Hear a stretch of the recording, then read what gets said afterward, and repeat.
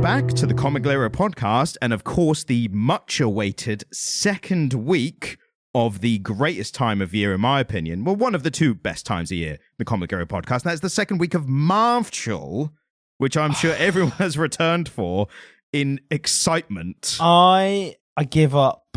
I'm going to stop resisting, and I'm just going to let the warm waters of Marvel carry me into my death. I mean, it's that time of year again, so it makes... I don't write the rules. Like today, do you know what? I am so fucking relaxed, Ryan. Today has been the most beautiful day. Wow, you must have really enjoyed the comic then.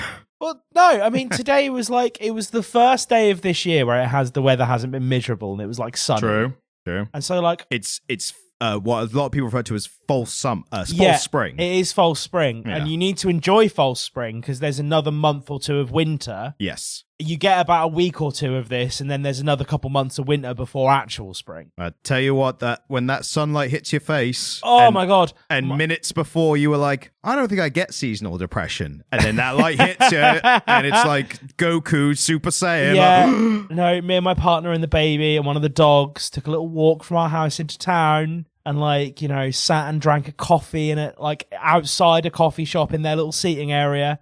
And the dog ate like a pig's dick or something, whatever we'd bought her. And it was just glorious. And then we went home and I did bedtime and I read a story. And then I kind of, fucked around the house and ran some errands. And I came here and I get to talk about a comic book that wasn't awful. That's always the cherry on top for a good day. Today has been a magnificent day. So this week... And whereas I'm on day 2 of a hangover after some bad decisions at the weekend. Yeah, but this fucked week, up. This week we're talking about Matt Fraction's Hawkeye run from... Finally, when? 2012. 2012. So this is some hot takes happening here about a 14-year-old comic. Yeah, but one that is highly regarded as one of the... To say it's one of the best, I don't know if that's too strong or not. It's one that's reliably in most people's like top 10 Marvel comics of all time. So, who wrote it? It was written by Matt Fraction. I've already given the game away on that one. Yes. And then there was multiple artists, wasn't there? Yes. So it's interesting with this one in terms of the crediting, and it will lead into, obviously there's another section we'll get into first, but it leads into the art section when we talk about it. So the artist credited in the first 3 issues is David Ayer, right? Yeah.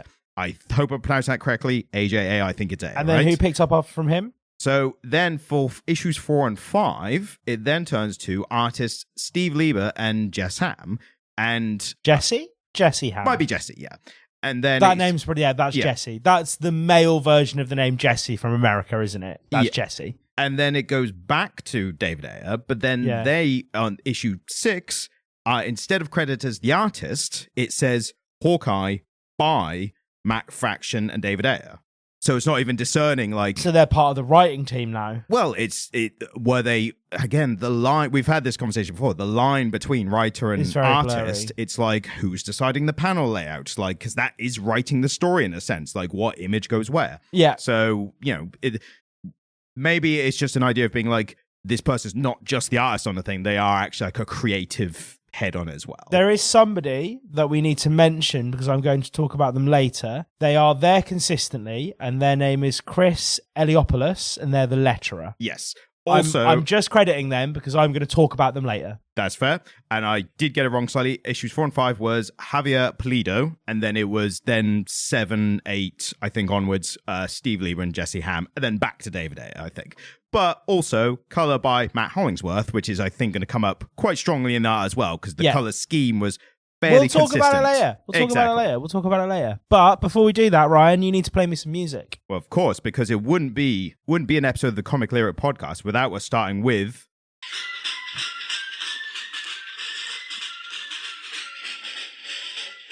General thoughts. I liked it. It was really good. It's really good.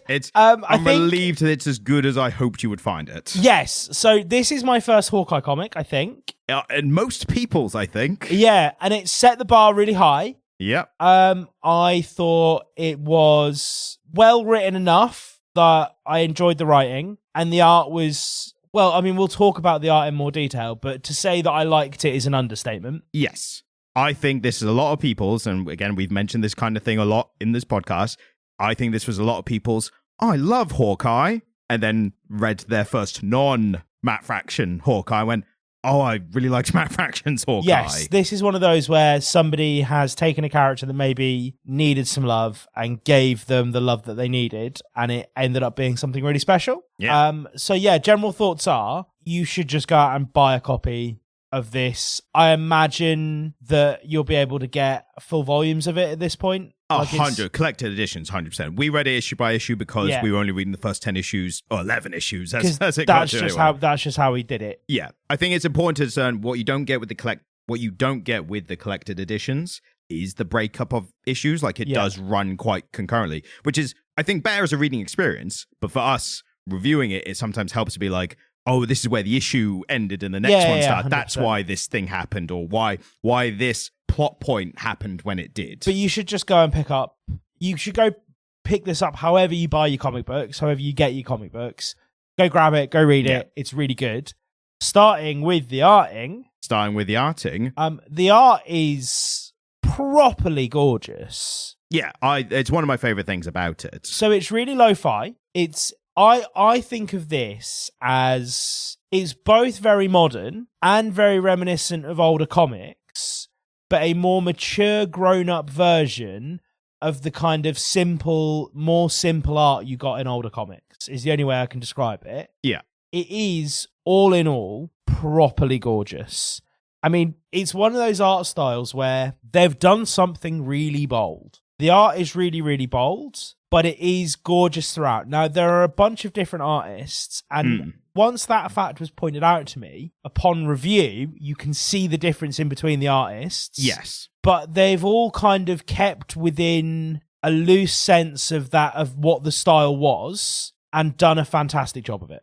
Yeah, so issue 3, I think, is a great example of this, because this is the first time it's not David Ayer. Yeah. And the beginning of the issue, it really, you wouldn't be able to tell, I don't think. I didn't notice. Yeah. It wasn't until, and this is a very specific, if you have the comic or if you end up reading it, you'll notice this, when Captain America comes into this one, which is part of the story, and it suddenly goes like really Silver Age 60s, 70s style. And I was a bit like, why does Captain America look so different? And then Clint Barton looks different. And I'm like, what's going on here? And then realize, oh, it's a different artist for this one. Yeah. But they nailed the style in the first couple pages. Well, they've not completely nailed it. They've not done a straight copy of that original artist style, but they've done something that melds really well with it. Yes. And would I have preferred for the comic book to have been the original art style the whole way through? Yes. Yeah. Did I like this too?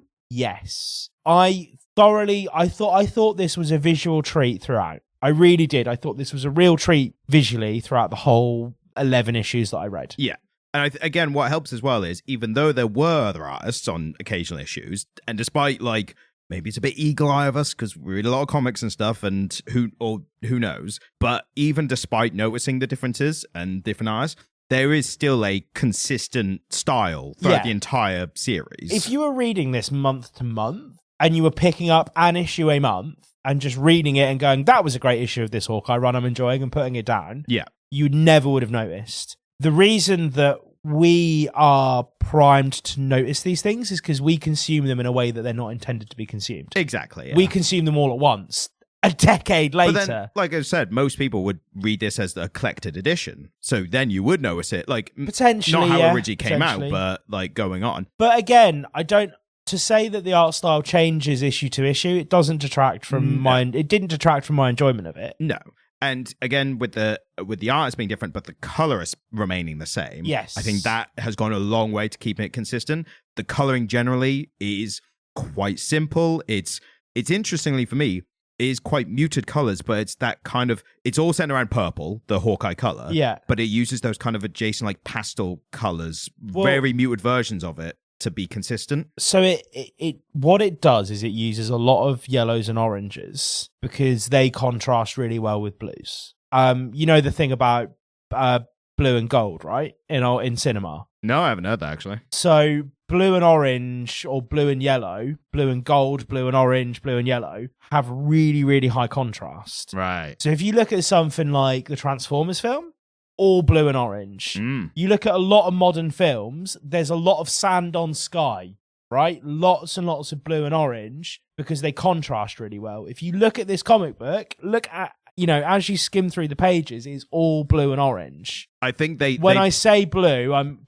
there's a lot of purple, but purple is just blue and red. Like they have similar functions. I was going to say, I think the purple sits nicely between the blue and the orange, which I didn't notice until you brought it up. But... So there's a lot of blue and orange here, and it helps that they've made Hawkeye blonde. Yes. So you've got his yellow hair that contrasts, and they're using the blue for the darkness of the night. But also there's a lot of scenes where they flip it, and he's in shadow and he's blue against an orange background. Yeah. So there's a lot of blue and yellow, blue and orange happening here, but these are highly contrasting colours. And so it means that they can go for less detailed backgrounds, but have a really interesting background because they're using a contrasting colour. Mm. It's a really, really clever and economical use of colour and line. And again, another thing they did in the Silver Age of comics. Yes. I mean, there's loads of panels from those comics, even like the biggest ones like Batman, Superman, Spider-Man, where it's just blank coloured backgrounds. But there's a really great economy to the art. They do a lot with not a lot. They do a lot. They get a lot done here with very few lines and not a lot of colours. The colour palette on that first issue, you're maybe seeing 3 or 4 colours throughout the whole issue. And you don't think about it at all because it's just so engaging. If you were just a casual consumer and you were just consuming this for pleasure, you would never fucking notice that. Yeah. It's only if you look at it from the perspective of a reviewer or somebody who's really into art that you would then start to think about the composition. And compositionally speaking, they are doing phenomenal things here with so few shades. And it's really interesting. And not just individual panels, panel layout. This is one of the best I think I've seen, especially in an action-oriented comic like this. It's really, really well laid out, yeah. Because the conversations are quite consistent, like same panel over, like same size panel for those moments. And then as soon as the action ramps up, it starts using smaller ones to have fast movement, the simple action of like the fighting scenes and everything. Very clear all the time. So I do have a couple gripes actually in that area that we'll get to later because it isn't really art based. Right. And again, that is not to say I dislike this comic. Overall, I really liked it. Having a criticism, you can still love a thing. Yeah, and my criticisms are like nitty gritty. It's not like nitpicky. Yes, it's not like where I come into it really having disliked something and it's like it was all just shit and I have these like reams of problems that essentially the list is so big that my answer becomes it wasn't very good. Yeah. This was excellent and there are a couple of moments where I was like, that didn't work for me. But we're talking about moments in issues. Yes. It's because you enjoy it so much that's why they stand out so much to you. It's harder to pick the problems with something that's just bad in every regard. The other thing that I wanted to talk about in this comic that I really liked visually is the lettering. Yeah, there's great. Something about that font they're using. So it's a non-serif font. It's very, very... So it's a sans font. It's almost Comic Sans. Yeah, almost like just off it. It's not Comic Sans at all. I think it's a bespoke font. I think this letterer created this.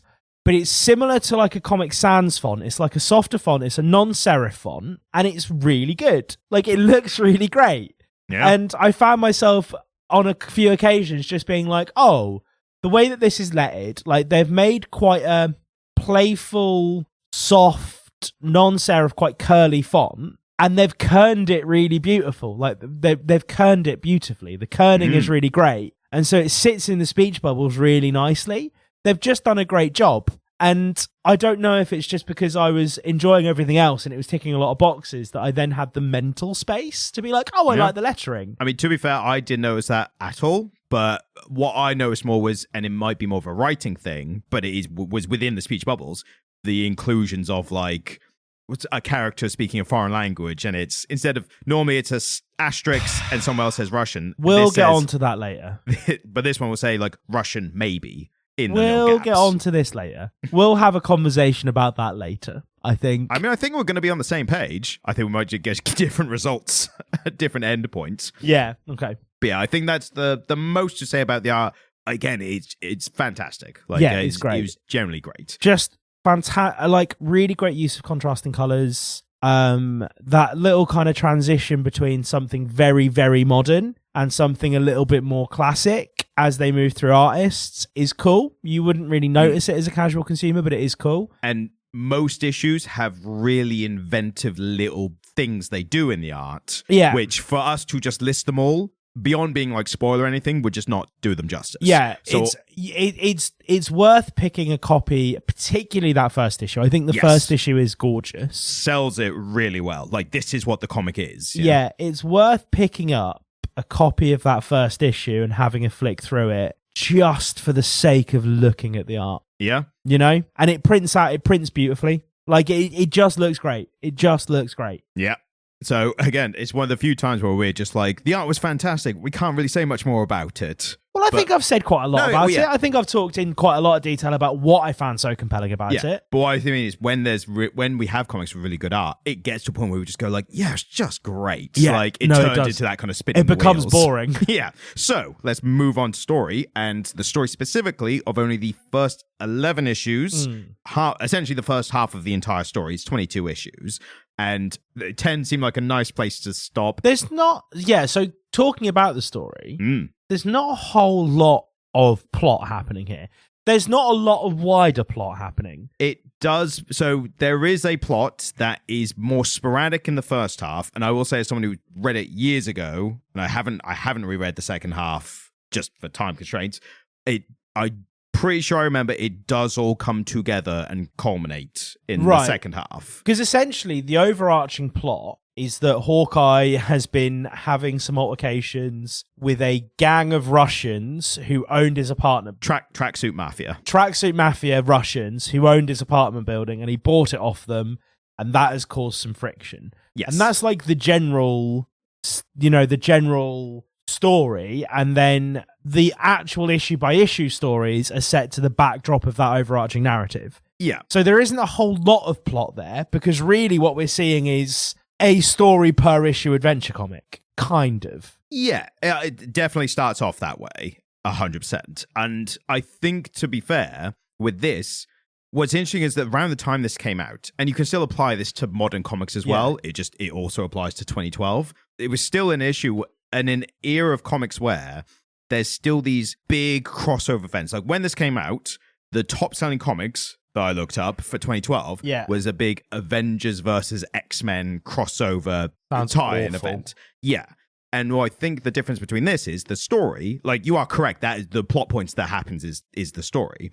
But also the story is, what does the weakest member of the Avengers do when they're not Avengering? To be clear, I didn't make that comment as a criticism of this. Yes. I liked that the story was small. Yes, and this is why, and the point I was also getting as, I think in contrast to all the big stuff that was happening in 2012 and probably before and still after, unfortunately, I think the reason this comic resonated with people so much is because it was that contrast to that of like, what's just an everyday life of a character who you find interesting and want to see what they're doing. Yeah, absolutely. Yeah, exactly. And on that level, this is really fantastic. Yeah. I think this... I've been watching recently Elementary at your recommendation. The best modern Sherlock adaptation. I mean, Johnny Lee Miller is fantastic. And I really love the relationship between Johnny Lee Miller's Sherlock and Lucy Liu's Joan Watson, with her as his protege, right? I thought that was a really interesting dynamic. And we get some of that here. Because he has another Hawkeye who uses the mantle. Yes. And she's kind of his protege. And they have a fantastically written dynamic and relationship. Exactly. Their dynamic is great, right? Yeah. And the relationships between him and his neighbors, who ultimately become his tenants, is really interesting, to the extent that one of the stories isn't even really superhero related. There is a storm, and he goes with one of his neighbors to go see his dad in upstate New York, like Rochester County. Yeah. Which is upstate. It's New York State as opposed to the city of New York, isn't it? It's like upstate New York. And they go to his house to weather the storm.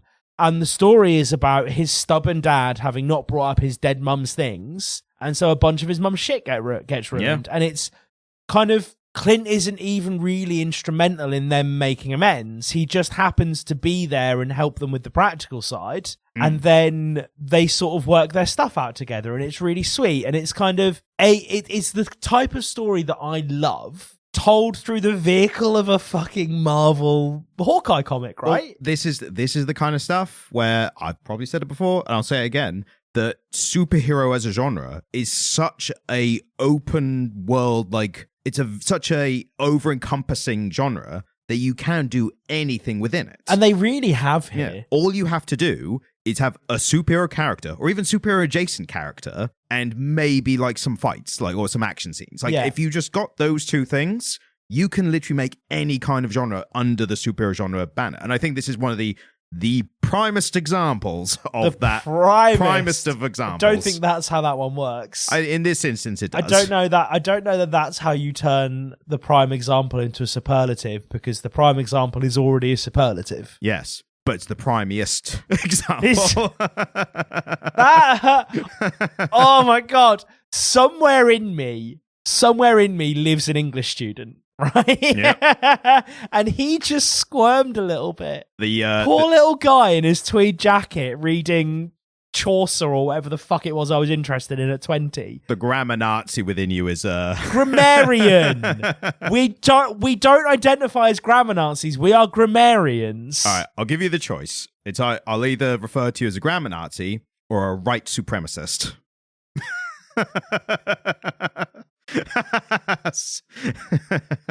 But we already have a word for it. I've got two. Grammarian has always, like, before. It's a bit of a mouthful, though, isn't it? No, it's perfect. I understand. It's not very cromulent, is it, though? I am going to shit myself and throw up in the corner for a moment, if that's all right. Anyway. Hawkeye. What we've been talking about. Yeah, it's great that they're just doing non-superhero stuff, and I think this all of the like best for me, like we keep talking about like these writers who are passionate about a character and they get to do whatever they want because no one gives a fuck about the character, and then they make one of the best comics that's ever been written. I think the major one before this, I always think of this as like it's starting here, and it was only kind of realizing when preparing for this, I was like, it didn't start here. Like you can, and I'm not even saying this is the first, but like Alan Moore's Swamp Thing was like a big version of that thing happening like decades before. Yeah, this has been happening for time immemorial almost. Yeah. I think what is so unique about this is that they really have gone a million miles off book, and there are full issues where they just tell whatever the fuck story they wanted to tell. Yeah. And there are issues which relegate Clint to being a secondary character. And I think that's fascinating in the context of a Marvel comic book run. Yeah. Because at the very least, even in books where they have a really fresh new take on a character, I'm struggling to... Martian Manhunter, yes, for instance. I know that's not Marvel. Yeah. But absolute Martian stuff, yeah. Absolute Martian Manhunter, right? It's fantastic. It's a brave new take on the character. The Martian Manhunter is always our central character. Yes. Whereas here, there are full issues or sections of issues where Clint is very much a secondary character in somebody else's story. And that is such a bold step to take as a comic book writer. When you are selling somebody on the title, right? Yep. Somebody has picked up a paper issue of this for, I don't know what the economy was for. I wasn't buying comic books in 2012. There's probably like $5 or something. Yeah, but like a notable amount of money for something that is transient and isn't meant to be kept for very long. And they're picking it up based on the fact that it says Hawkeye across the front, and they're opening it and it's not. Well, it's a story told from the perspective of a dog that he rescued. Do you know what I mean? I mean, I'll tell you this. That was not a common occurrence in 2012. People were not picking up Hawkeye issues to be like, what's going on here? Which is kind of what led to this. But this is... You see my point though, right? Yeah, 100%. And this like, they took such a bold... They made bold gambles on it. But then it's one of those things, and you are right in terms of like how these stories typically work. You should theoretically have the confidence to or the assuredness to be like, his name's on the comic. Like, it's all right if he's not in it for an issue or something. It's a interesting and notable if he's not. Yeah. Whereas, like you say, there are the big ones, the big titles in both Marvel and DC. They're like, Batman needs to have a fight. There has to be an action sequence in this. If there isn't, then just get out. Like, whereas this one's like, Hawkeye's around. Like, he's in the background. And this has some great action sequences. The action sequence for that 1970 Dodge Charger. Yeah. Firstly, sexy fucking car. Fantastic. I'm not a big fan of American cars, right? Like, I like cars, but I like fucking nimble little Japanese cars. That's what gets my dick twitching. See, whereas I'm not a car guy, so I thought of it as the trick arrow issue. Again, and it's both. Yeah, but I suppose it is, isn't it? Yeah. But that issue where he basically buys a Dodge Charger from somebody who's stolen it, and then they have like a full-on action sequence and a chase in it, and he's out the back of this 1970 Dodge Charger shooting a bunch of trick arrows at people. I think it's issue 3, isn't it? Yes, and he was also meant his earlier in the day. He went to get tape. He was going to get tape to label the arrows because he doesn't remember what they all do. And so his protege was just handing him random arrows from the back of this old Dodge. Was it a Dodge Charger? I think it was a Dodge, wasn't it? I think so. Yeah, that's a Dodge Charger. So she's handing him random trick arrows, and he's just shooting them at this fleet of like original British Leyland minis that are following him. Yeah. Also, his protege drives an original Bug.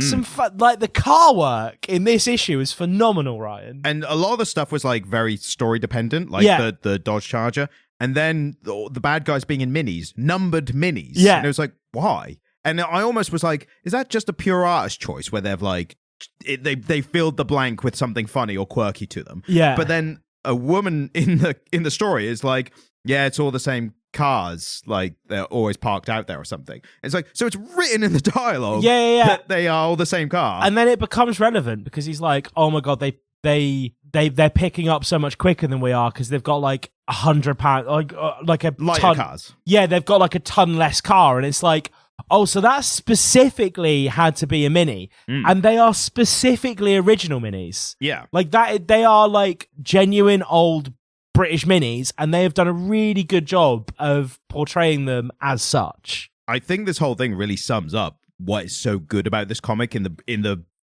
most overall sense, is that it's fun and entertaining and painstakingly thought of and care and detail and attention to. Like, would you like to hear something fun? Always. Just a little tidbit of motorsport history. Oh, I'm less excited. You said fun at first, but go on. Well, this is fun to me. So they weren't Dodge Chargers, they were Ford Mustangs and Ford Escorts, or I think it was Mustangs and Capris. But there was a point in British touring cars where the two top vehicles were a big V8 front-engine rear-wheel drive Ford and Minis. Right. And so the Fords would charge ahead in the straights, and then as they got into the twisty bits of the corner, the Minis would all catch up. And so British touring cars was essentially a bunch of Mustangs and a bunch of Minis, either trying to get as far the fuck away from each other on the straights as they could, or the Minis absolutely sending it into the corners, knowing they had to carry as much speed as they did through the straights to catch up with the big V8 muscle cars that couldn't make it around the corners. And I've watched... Do you think this is a reference to that then? Well, potentially, yeah, because I've watched footage of those old races, and they are incredibly exciting as motorsport goes. Like, if you're into motorsport, those races are nail biters, because you'll be watching it and the Mustang will be pulling ahead, and you're like, yeah, but there's a fucking corner coming up. And you'll see it, like, he'll brake for the corner and suddenly 3 Minis will just appear around him, and you're like, fucking hell, how the fuck did they make it through there? It's like phenomenal motorsport. And so seeing that, I was like, somebody must, like, they must have thought about it. Their helmets and outfits and stuff, like, that must be, maybe the tracksuits are like normal tracksuits, but also the tracksuit is a very British, or maybe European generally, kind of identifying thing, isn't it? I was sorry, one more tangent. Oh, on this podcast, I was at a baby group the other day, and obviously I'm desperately trying to make some friends with some other dads, and I met this really safe like dad. Have you read Hawkeye 2012? He was really cool, right? And he wants to go do some HEMA with me, some historic European martial arts, right? And I'm like, yeah, I'll fucking go sword fighting with you, but he's Eastern European and he was in a tracksuit. Did he say bro? But no, and I mentioned, like, we were talking about somebody who'd been at the baby group the week before, because I'm a parent now, it's all very clicky. And I went, oh yeah, the geezer in a tracksuit. And the guy I was chatting with, the Eastern European guy, was like, oh, but I'm in a tracksuit. And I was like, yeah, but you're Eastern European. That's a business tracksuit. Yeah. And luckily he laughed. Yes, but it could have gone either way. But it's like, yeah, like an Eastern European guy in a tracksuit is such a fucking... It's a statement piece. It really is, isn't it? Like, that is a business suit. Yeah. So, mentioning... Plus points if he's squatting. Oh, the Slavic squat. The Slavic squat. And if you don't know what it is, it's not what you think. But mentioning the bros... Yeah, I hated feel you them. had a strong feeling towards it. I thought you'd want to get into. Well, I think, to be honest with you, this actually rolls into one of my other complaints about the comic book. So I did have some minor complaints about the writing. Not necessarily the writing in terms of plot points and the way the story went together. I thought that was actually fantastic. And I've just waxed lyrical about issue 3. Yeah. They're all that good. Yeah. And the issue with the Avengers where he has to go and rescue that VHS tape, fucking brilliant. Brilliant stuff. With the auction and the kidnapping and going to like...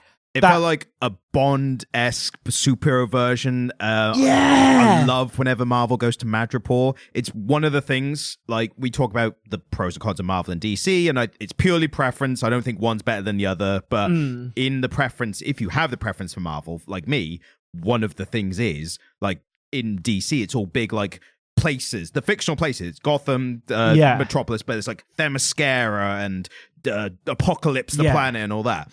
In Marvel, and DC might have their version of this, but it's definitely not as well known. In Marvel, there's a fictional place called Madripoor, and it's a place that's not a proper country. It's literally man-made island. Yeah. Built intentionally to be outside of international law. Yeah. And all rich people and scumbags and criminals and everyone goes there because like just to do their thing. Because it's such a relaxed law place, but casinos and hotels and stuff like that as well.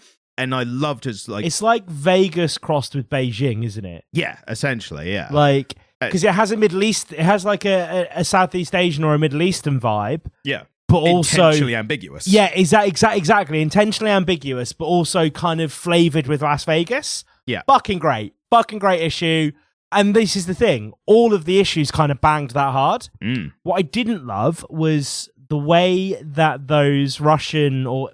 generically Eastern European gangsters were written. I found their dialogue fucking jarring every single time. It's all the bros and the way they talk. I just sort of thought he could have done he could have integrated the Russian accent into their speech patterns better and made it feel really integrated and given us a really strong sense of who those characters were.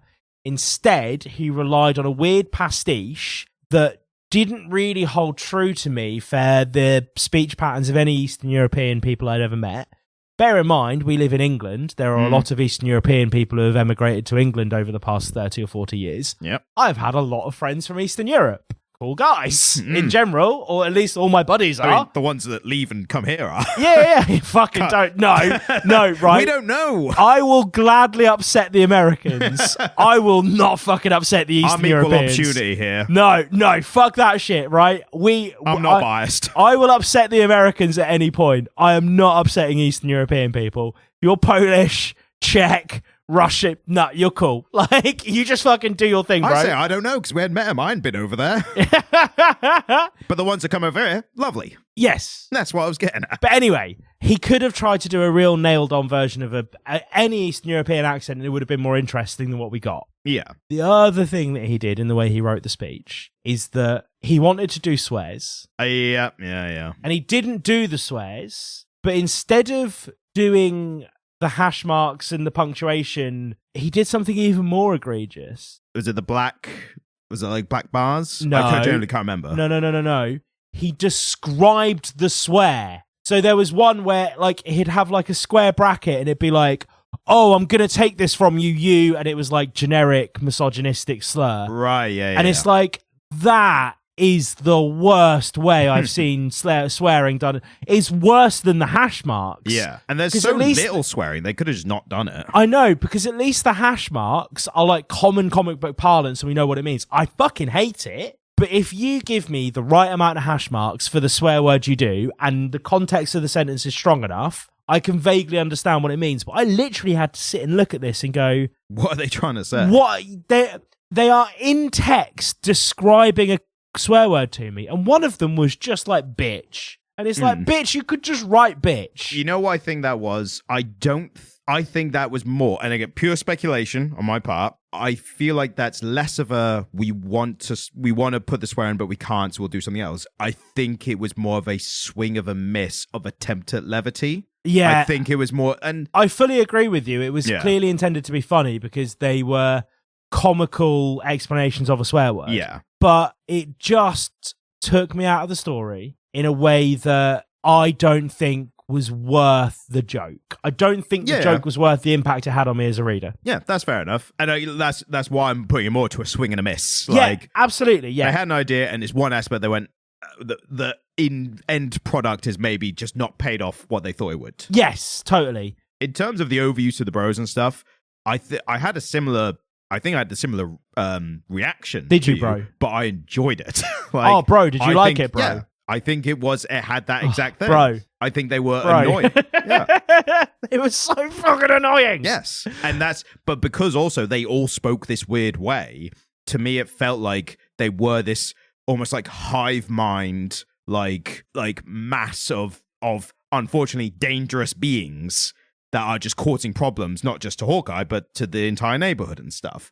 And it, to me, because again, they were grating and annoying. And I think that was that intentional. Yeah, it worked. Their presence was bad, because it's the opposite of when you have like antagonists or bad guys in things who are like really cool, like they're evil, but Darth Vader, bloody what's the other, like Thanos, like all those kind of famous film ones where it's like we just love hating them. We love exactly. Sin Royale. It's really something where you actually make them annoyingly grating. Yeah, and their presence actually makes the story like worse. But is that not almost the truest form of like they are the bad people? They're the antagonists. We don't like them. I suppose because because sometimes I think that in the early Thor stuff, Thor is a bit staid and a bit stodgy, and Loki is really fun and charming and interesting. Yes, and it's almost like, I kind of in the early Thor movies, it's like I want more Loki. Actually, I want less Thor and more Loki. Yeah, I get it. I still fucking hated it.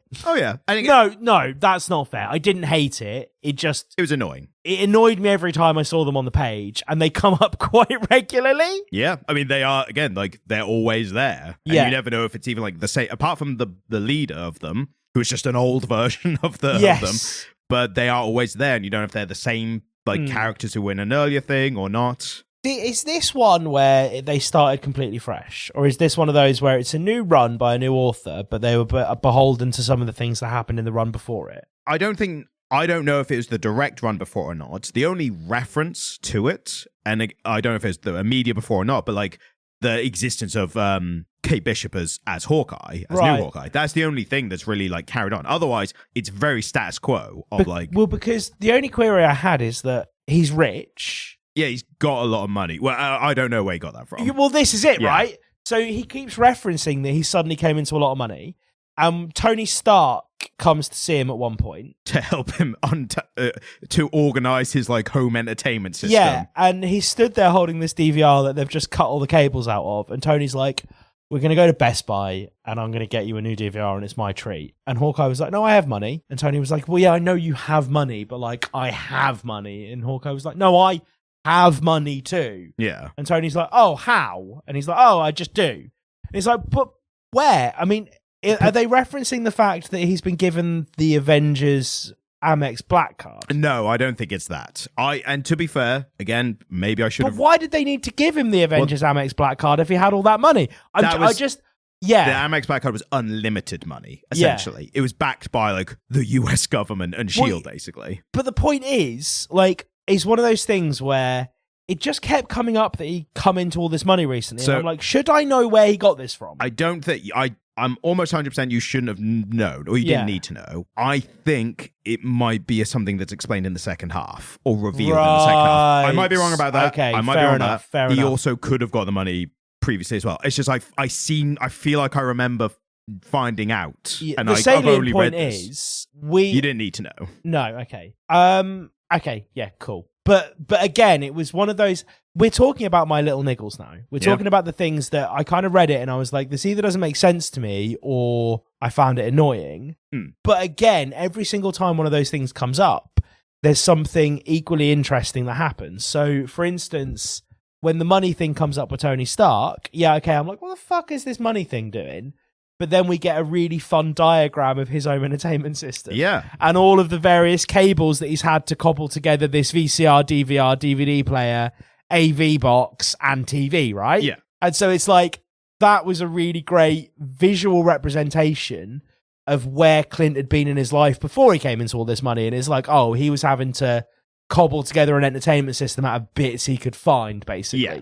And I think that's why I mentioned it when I was like, each issue, almost every issue, probably all of them, just does one really interesting thing with the art or the panel layout or something. And it's not even like a consistent thing across all of them. Like it could be, this one's like a panel layout thing. Yeah. But then in others, it's a certain art is changing for certain parts and all those kind of things. There's an issue at one point, which is related to the story, where there's just these front covers of these romance comics, like from like the 60s or something. That's really interesting. And that like its wholly unique art style is just for that page. That's where it just shows cool. a thing.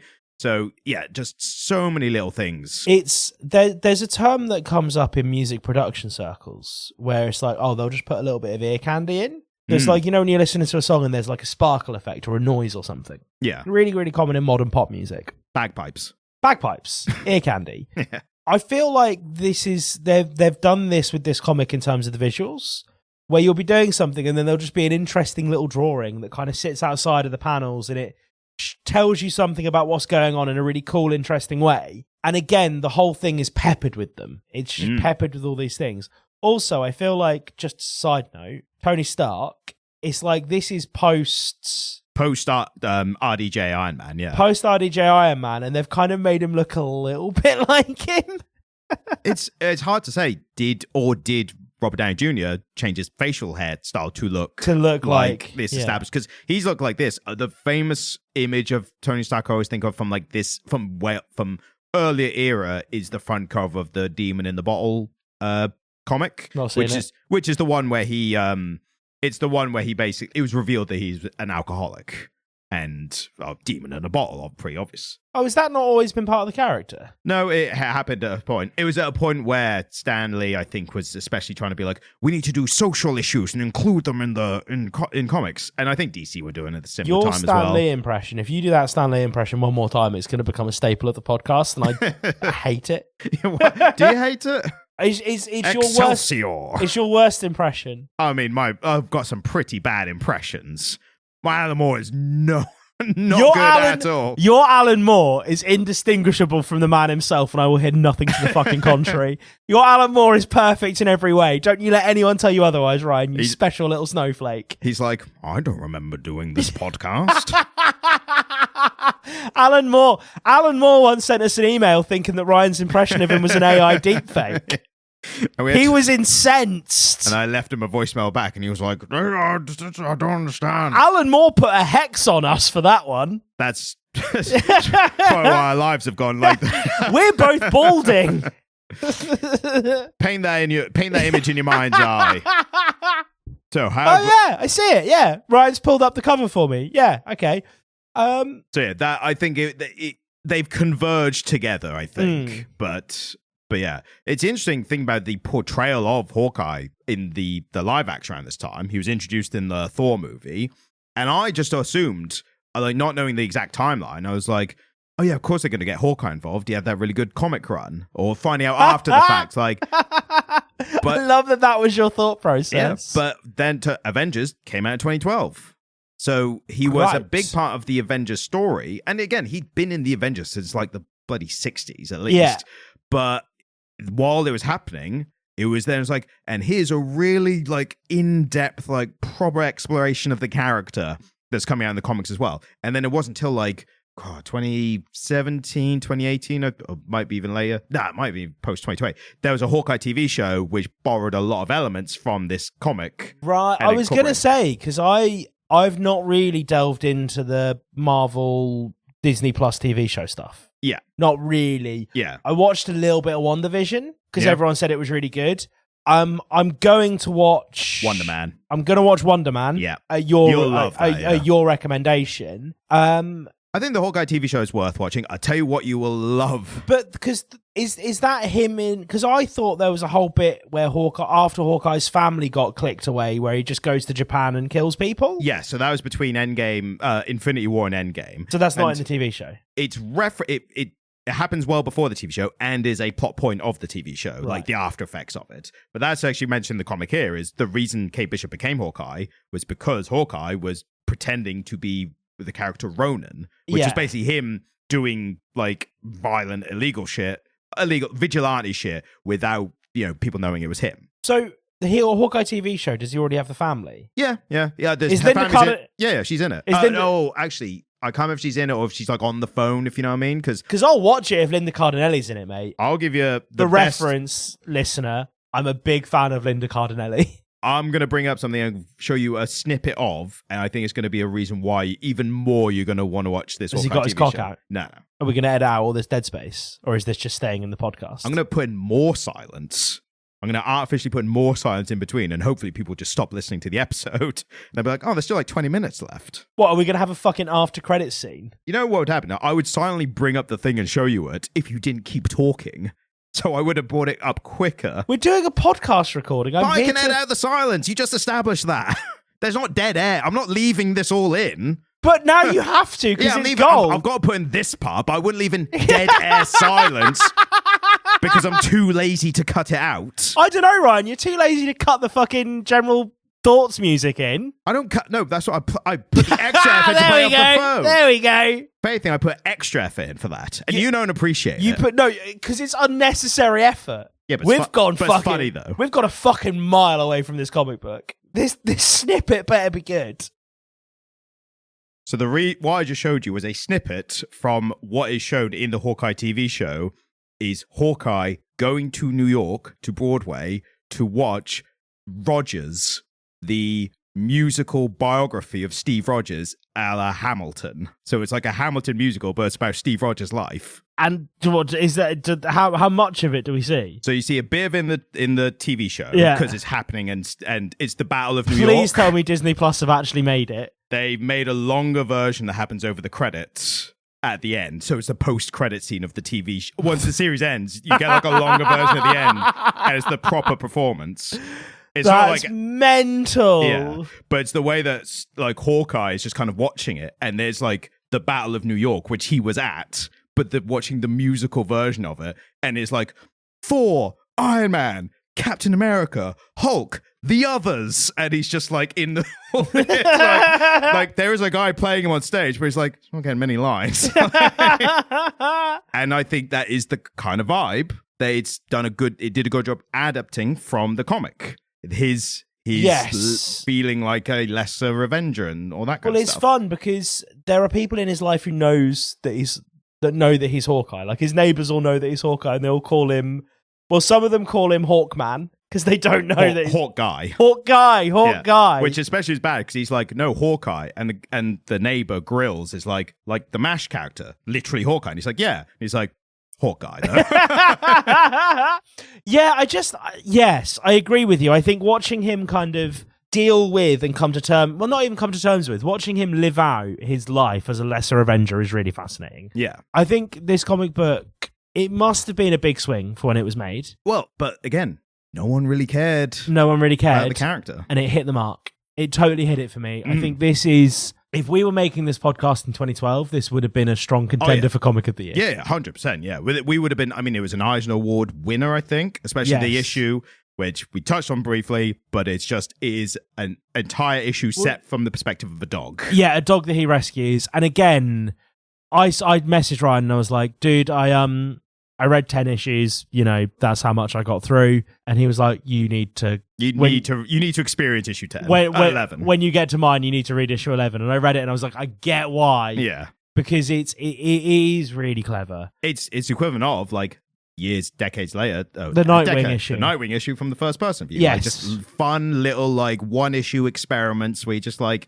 in the middle, we're going to go back to the story. Let's just do something fun for an issue. And yeah, I'm really glad I read this. I'm really, really glad that we've had a chance to document this on the podcast. Yeah. Because if you are a new comic book fan and you've just gotten into comic books and you're reading, maybe you've picked up some Absolute stuff or some Ultimate stuff. Maybe you're dipping your toe in with a little bit of Marvel, a little bit of DC, maybe you've read some Image comics or whatever. This is one to pick up. This is absolutely one from fucking nearly 25 years ago that is phenomenal. But what helps especially is when going back to these old ones and experiencing them and how good they were, at the very least, like this, within this time period, Matt Fraction is currently doing the Batman series now that's coming out. Yes. So this is why, I'll be like, oh my God, Matt Fraction's on Batman. What's that going to be like? Because this is what he did with fucking Hawkeye. Exactly. And having those high hopes. He also, I looked into other stuff he'd done because I know a few bits. My favorite thing, second to this, is a series he co-wrote called Sex Criminals with Chip Zdarsky. Yes, you keep telling me to read this and I keep not reading it. I think it's one we'll cover eventually. I think there will have to be a paywall Patreon one. Because it's 18 plus. Well, it's very 18 plus, and just the title alone is like, you've been accidentally demonetized because you mentioned sex in the, you're on a YouTube thing or whatever. Yeah. So it might be one we have to maybe do that way. It's fun because we could have tied it in recently. It's Sex Month. To Prince Andrew. The comic book is very different tonally from that kind of stuff. No, for Prince Andrew, we have to do a Deathstroke comic. Oh! But like I was saying earlier, the other stories that Matt Fraction had done, or the comics, one of them he wrote on was a series called Pal Jimmy Olsen, which is it's like a Superman world story of Jimmy Olsen. And I clicked on just be like, oh, when did he write on that? Like, was that a recent thing? Was that an old thing and early thing? And I just saw whatever the dates were. And then I saw in the Wikipedia thing later, it's like Jack Kirby when he jumped over to DC, demanded that he be put on My Pal Jimmy Olsen series. I was like, what? And I read a little bit of that and it was like, he asked me to put on because it was the lowest selling comic on it. So he wanted to. He just not even in I've got cool ideas for this. His thing was literally, it was like every comic we have employs some people on it, so I'm gonna jump on this to get the numbers up. So whoever's relying on it for employment stays. I'm gonna save some basically. jobs. Yeah. Did he save any jobs? Well, so what he did. It got really well. The sales did really well. It got better than Action Comics and bloody Detective Comics out at the time. But also, he introduced a bunch of stuff that became huge staples of the DC universe, including Darkseid and the New Gods. That's so funny. In a Jimmy Olsen, he's just a spin-off comic, essentially. Yeah, but he's like, boy, shucks, Superman's my best friend. Now, better not get into hijinks. Oh, I spilled chemicals on me. I've turned into a dragon this week, and hopefully someone can. Oh, I've knocked down the Empire State Building. Or so. That's what those stories were like. Yeah. And Kirby's like, I'll take this over. It's going to be mostly the same, but I'm also going to create these crazy new concepts for the DC universe. So I think my ramblings have indicated we are towards the end of the episode. There are only two things that I wanted to bring up just to get your reaction to them. There's also something I wanted to mention. Oh, okay, fair enough. Is yours light or levity or? Because mine are pretty dumb things. So okay, so we'll do mine first then. Okay. I just wanted to know that last week we had a conversation about us commenting on American politics without any qualification and Americans getting sad. And you say plural, it was one person. One guy. Person comment. It just makes me very sad, right? That we are being challenged on our comments on American politics whilst the American POTUS is starting unconstitutional wars in the Middle East in defense of Israel. And to distract from Epstein. Oh, man. It just we are on the worst timeline. Yeah, but at least it's very unpopular. It's way more popular with people than Iraq was in 2004. It's wild, isn't it? Yeah. It might actually be the end of it. Saving grace. Saving grace, nobody wants it. And if it helps at all, the only reason they are accelerating and doing this now is because they know they're going to lose the House and the Senate in the midterms. So they're just starting the war they wanted to start. Get it done now. Get it out of the way. I am amazed, though, because Donald Trump has been president for a total of 6 years now, and this is his first war that he started. Yeah. I mean, maybe he felt like it was a rite of passage. Well, it is. For most American presidents will start a war. The funniest thing is there's a tweet of his from 2012. Yeah. You've seen it. For anyone who doesn't know, it's him being like, oh, President Obama, he's probably going to start a bloody war with Iran because his popularity numbers are so bad. And it's like, I wonder where Trump's got this recent idea from. He's been mulling it over for a while now. Anyway, you have things. Yeah, I've got dumb things. Yeah. One is, well, it's not so dumb, it's exciting. Do you remember when we were doing the Kryptonite Spectrum by the Superman story by the Ice Cream Man creators? Now they've got another DC book coming out. They're going to be doing a Dead Man, who is, again, a far lesser known character. I'm really excited for that. But the That'll character, be cool. he is literally a ghost superhero. Oh, great. Yeah, that sounds awesome. I was really mean about the art style. Yeah, I was, yeah. And in retrospect, I was probably too mean. So I'm actually pretty stoked for that. That'll be really cool. Yeah. And the other thing is, classic absolute Batman. They keep showing these like images of like what the new enemies are going to look like, what the new rogues. They're all just monster versions or bigger or monster or both. Like that's all of them. Yeah, exactly. Scott Snyder released the image, and hopefully it's real. As in he posted it. I hope it's accurate. Is it just a massive Harlequin? No, it's the absolute version of Scarecrow. Absolute Scarecrow. And this is the image. And what is the first thing you think of when you see this image? Because most of the comments are saying, why is he Mr. Bean? I didn't clock it, but now you say it. Again, I didn't see it and then saw the comments. I wondered. Why is he? Yeah, no. Why does he look like? Yeah, he's even got the red tie and the white shirt and the tweed jacket and the hair. Yeah, fuck yeah, it's right. I mean, do you know what? If they do the absolute movies, I bet Rowan Atkinson would be up for it. I love the idea of like, what's the old Batman begins like, Scarecrow, what do you do? Where's the field talks or whatever? And he's like, Teddy. Teddy. Where are the drugs? he pulls up in a Mini. Oh, Teddy. Can't get anything out of him. I keep beating him and all he does is go. Oh, side note, right? My partner's obviously a French speaker. Obviously. You know, there's the one where he goes on holiday and really upsets all the French people. Great film. My partner explained to me, she was like, you're only getting half of the jokes. And I was like, why? And she went, all the bits that are in French are really funny. Yeah. And I was like, oh. And she was like, yeah. It turns out either Rowan Atkinson is a French speaker. That would make sense. He's Oxford educated. Yeah, he's an incredibly smart man. Or he like got a team of people to write in French for him. I don't think he probably didn't write the film or stuff. Like he does obviously the acting and I think the original TV shows. No, he wrote Bean. Oh, really? Oh, the films as well. He created Bean. No, like, I know Bean he created him. I don't know if he scripted the film. Maybe not. I don't know. But whoever did it, yeah. Whoever wrote the French side of it, they made sure that that bit was full of jokes as well. So it wasn't just like, oh, there's stuff happening in a foreign language and it's subtitled and it's kind of what it is. It's like they are jokes that work in French that don't work when they're translated. You know how things like that happen? And so all of the French stuff is hilarious in French as well as the English stuff. And so to really, really get the benefit of it, you need to be fluent in both languages. And I think that is fucking brilliant. And why I think it's brilliant is that this week we're talking about Mr. Bean and last week we were talking about Mr. Blobby. So presumably... British icons. Presumably next week it'll be Basil Brush. One can only assume. What we're doing here is we're creating a list of people that we really need to not turn out to be nonces from British popular culture in the 80s and 90s. Yeah, because we ain't got many left. Well, no, there's like, it's literally at this point, it's Stephen Fry, Rowan Atkinson, and Hugh Laurie. They're the only ones. Yeah. I know about, what was his name? The guy who was a Deal or No Deal? Noel Edmonds. Yeah. He was Blobby. He was Blobby. Noel Edmonds was Blobby, yeah. Really? I didn't know he was Blobby. I knew he was on the same show as Blobby. I'm pretty sure he was Blobby.